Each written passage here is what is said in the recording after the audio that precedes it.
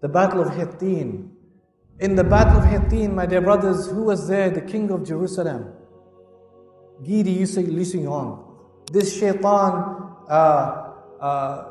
the one I mentioned, Reynaud de Chatillon, he was there. 213 Knights Templars were participant in that. Raymond of Tripoli, all the heads of the Crusaders were there, and they were all either killed or captured.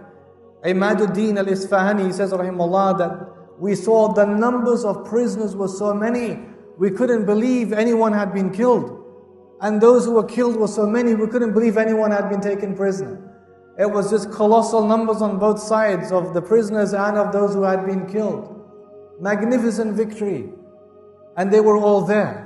One of the beautiful anecdotes that Al-Isfahani writes in his chronicle, he says there was an old man who took part in the battle. This is really interesting, this is his anecdote. He says an old man took part in the battle, and when the battle was won, because he had to have some ghanima, some spoils of war, because he took part in the battle, and so they gave him a frank soldier. He could be like a servant for him, he could be someone to plow the fields. Strong, big frank for him. What does the old man do?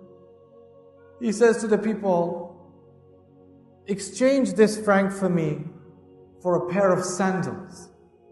I want a pair of sandals instead. I don't want this frank. What is this? I don't need this. I want a pair of sandals. And they said, come on.